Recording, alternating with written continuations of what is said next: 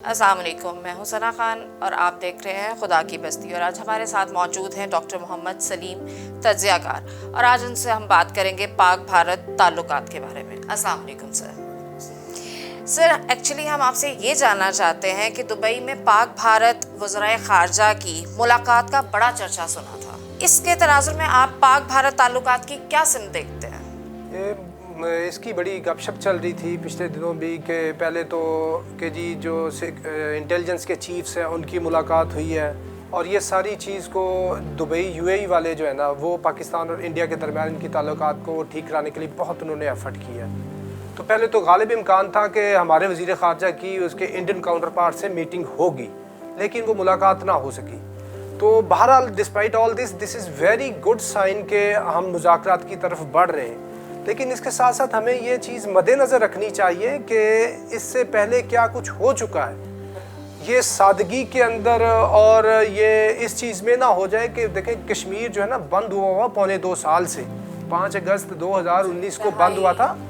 Till date Kashmir हाँ चला वहाँ पे, जिसका अब हमें इसे कहें कि भुगतान भी भुगत रहे हैं, अज़ाब इलाही भी नाजिल हो रहे हैं, इतनी मुश्किलात भी हैं। उन पे किसी ने इतना कॉन्सेंट्रेट उस टाइम पे क्यों नहीं किया? ओके फाइन, जो हो गया सो हो गया। अभी हम अगर आगे बढ़ रहे हैं ना वो मुज़ाकरात की तरफ, तो उसमें हमने ये ख्याल करना है कि हमने कश्मीर को भी देखना है। ये जो इन्होंने उधर जो जुल्म किया हुआ है, और पाकिस्तान के साथ ये जो LOC इतनी इन्होंने गर्म किए रखी है पिछले 2 सालों में, तो अभी जो नरेंद्र मोदी है वो घर में उसके पास इतनी प्रॉब्लम है कि जो किसान मूवमेंट है उसका इतना बड़ा प्रेशर है, और ये जो कोविड की सूरत हाल आ गई, पूरा इंडिया वो बात कर रहा है कि जी रिज़ाइन मोदी। और इसके अलावा जो कश्मीर वाला मामला है, और उसके ऊपर चाइना वाला इतना प्रेशर है, तो मोदी साहब ये चाह रहे हैं, मोदी की गवर्नमेंट, कि अपने आप को थोड़ा सा रिलैक्स करने के लिए कि पाकिस्तान को डायलॉग में इंगेज करो। और इस इंगेजमेंट में लेना देना कुछ नहीं है, बस इंटरनेशनल कम्युनिटी है, और प्रेसिडेंट जो बाइडन है वो बात कर रहे हैं कि ये आपस में कश्मीर के ऊपर और बायलैटरल डायलॉग की तरफ जाएं। लेकिन उस पे 1 पॉइंट एजेंडा पाकिस्तान को होना चाहिए कि जो हमारा जो कार्डिनल प्रॉब्लम है इंडिया के साथ, वो दैट इज़ कश्मीर इशू। और पाकिस्तान बाज़ औक़ात बात करता ना, हमें 370 की इतनी फ़िक्र नहीं है, हम तो 35A की बात है, वो हमारा ज़्यादा चीफ कंसर्न है। भाई नहीं, व्हाटएवर, पहले उनको बोलो कि उनको 5 अगस्त से पहले की पोजीशन में जैसे थे करो, फिर हम आपको डायलॉग में आपकी तरफ आगे बढ़ेंगे। अगर आप ये बिल्कुल हैज़र्डली आगे बढ़ते हैं, बगैर किसी तैयारी के बढ़ते हैं कि जी हम ट्रेड करेंगे, फिरोजपुर रोड वाला बॉर्डर खोल देंगे, वागे वाला बॉर्डर खोल देंगे, तो इस तरह की जो अबॉर्टिव अटैम्प्ट्स हैं ना, वो हम पहले भी कर चुके हैं। जनरल मुशर्रफ के टाइम भी जी अब बड़ी हमारी ट्रेड हो रही है, लेकिन कुछ भी ना हो सका, क्योंकि जब तक जो वजह अनाद है ना पाकिस्तान और हिंदुस्तान की, वो है कश्मीर। अगर हम कश्मीर को सेटल नहीं करते तो ये जितनी मर्जी कलाबाजियाँ खाते रहें, हम वो क्या कहते हैं कि सादा लॉ मुसलमानों की तरह और ऐसे जो है ना वो तरीके से हमने अपने इस चीज़ को ख़राब नहीं करना, इनकी अयारियों को, मकारियों को भी मद्देनज़र रखना है। वो क्या कहते हैं कि अकल अयार है 100 भेस बना लेती है, इश्क बेचारा न मुल्ला है न जाहिद न हकीम। तो ये हमें शुरू से चक्कर देते आए हैं। तो अभी हमने अगर डायलॉग करना, वेरी फाइन, हम पाकिस्तान, हमारी तो जो प्रिंसिपल पॉलिसी है, फॉरेन जो पॉलिसी का हमारा ऑब्जेक्टिव है, हम तो पीसफुल कोएग्जिस्टेंस चाहते हैं हिंदुस्तान के साथ भी, अफगानिस्तान के साथ भी। डायलॉग करें, लेकिन डायलॉग के ऊपर जो एजेंडा आइटम है ना, वो टॉप मोस्ट ही होना चाहिए जी कश्मीर के ऊपर क्या बातचीत करनी है। क्योंकि हमारी इतनी बड़ी कश्मीर का हमारे पूरे पाकिस्तान पे जो है ना, पाकिस्तान की गवर्नमेंट पे, रियासत पे प्रेशर है कि हमने क्या करना, उधर इतना ज़्यादा औरतों के साथ इतने 10,000 ज़्यादा women have been raped, daily killings हो रही हैं, और वो कश्मीर को कर्फ्यू करके उनको लॉकडाउन किया हुआ है। ठीक है, ये चीज़ें मद्देनज़र रखते हुए UAE वाला डायलॉग कराए, सऊदी अरब वाला कराए या अमेरिका वाला कराए डायलॉग, जो भी कराए, हमने जो एजेंडा आइटम्स हैं वो ये हमारी होनी चाहिए। उसके साथ डायलॉग होता रहे, पानी पे भी बातचीत होती रहे, ट्रेड पे भी होती रहे, तहजीब व सकाफत पे भी होए, मतलब आए जाए डेलीगेशंस, लेकिन प्राइमरी बात ही होनी चाहिए। जी डॉक्टर सलीम साहब, आपसे एक और सवाल जानना चाहूँगी, आपके मुताबिक अमेरिका अफगानिस्तान से अपनी फ़ौजों को निकालेगा? बिल्कुल नहीं निकालेगा। That's our basic point about the theory right now. ये आई वॉश है अमेरिका की। ये जो अफगान वॉर है ना, this is the longest and costliest war of America.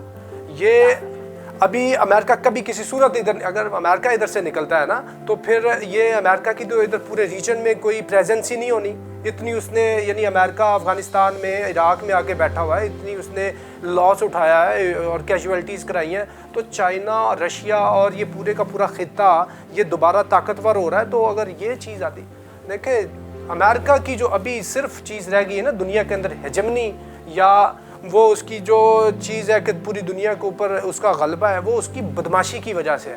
اگر وہ ادھر سے یہ چیز نکال لے گا تو وہ پھر امریکہ کی تو وہ کوئی ادھر پورے ریجن کے اندر کوئی تک ہی نہیں بنتی. تو وہ کبھی بھی یہ صرف میں ونس اگین میں یہ بات کر رہا ہوں، یہ جو اس نے بات کی ہے نا پریزیڈنٹ بائیڈن نے کہ ہم یہ مئی سے سٹارٹ کریں گے 9/11 یہ جو سپتمبر 11 تک ہے وہ پورا کر لیں گے اس کو، یہ بالکل غلط بات ہے. یہ کبھی نہیں ادھر سے نکلیں گے. So keeping in view all this situation, Pakistan کو یہ ہم نے انڈیا کو انگیج کرنا ہے اور اس ساری صورتحال میں پھر آپ نے دیکھنا کہ آپ نے موو فارورڈ کیسے کرنا ہے. سر ڈاکٹر صاحب، آپ نے سٹارٹنگ میں مودی سرکار کی بات کی. آپ مجھے بتائیں کہ آپ کے نظریے کے مطابق مودی سرکار کا کتنا عمل دخل اور ان کا مستقبل کیسا ہوگا؟ مودی سرکار کا، جنہوں نے اتنے مظالم ڈھائے، لوگ وہاں پہ انتہا پسند بھی بہت ہوئے، مسلمانوں پہ بھی ظلم ہوئے، کشمیریوں پہ بھی ہوئے. آپ اب اس ساری صورتحال کے بعد مودی سرکار کا مستقبل کیا دیکھتے ہیں؟ مودی اور مودی سرکار وہ استعارہ ہے ظلم کا، بربریت کا، جبر کا، تشدد کا، وحشت کا، دہشت کا، انتہا پسندی کا. یہ سارے نام ہیں مودی اور مودی کی سرکار کے.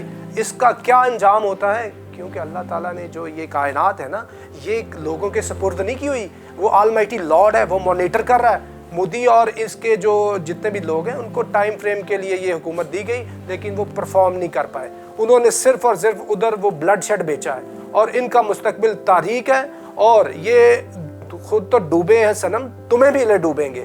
یہ جو ہندوستان کی یہ جو نیا ہے، یہ جو ہندوستان کا جو اتنی بڑی آبادی کا ٹائٹینک ہے، یہ مودی صاحب اس کو بحر ہند میں ڈبو دے گا. اس کی یہ دیکھیں اس کے آثار شروع ہو چکے ہیں. اس کا بلو پرنٹ جو ہے وہ تو جو سکھوں کی موومنٹ ہے تب سے شروع ہو چکا، نمبر 1. نمبر 2 مسلمانوں کے ساتھ اس نے زیادتی کی.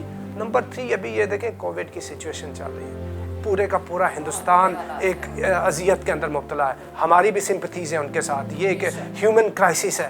لیکن اس کے اندر بھی مودی سرکار کو ویسٹ بنگال کے الیکشنز کی پڑی ہوئی ہے، ٹھیک ہے.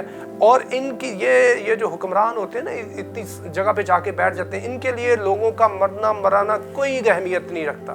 ان کا لیے اہمیت ہوتی ہے اپنی جو حکومت ہے اس کو دوام بخشنا. تو مودی کا جو وہ ہے نا مستقبل وہ تاریک ہے. انہوں نے مار کھائی ہے مودی اور مودی کی گورنمنٹ نے چینیوں سے.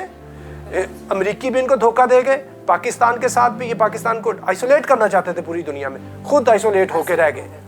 سو مودی کا مستقبل بالکل تاریک ہے اور انشاءاللہ ابھی اس کے تاریک مستقبل کی بات things are between cup and lips بالکل قریب ہے. آپ اپنی سر کی آنکھوں سے دیکھیں گے. سر ایک اور چیز آپ سے ڈسکس کرنا چاہوں گی، جو ابھی حالات ہندوستان میں چل رہے ہیں کرونا کے پیش نظر، تو ہم اس سے کچھ زیادہ دور نہیں ہیں. ایک ہی خطہ ہے، فضائیں بھی وہی چلتی ہیں، ہوائیں بھی وہی چلتی ہیں.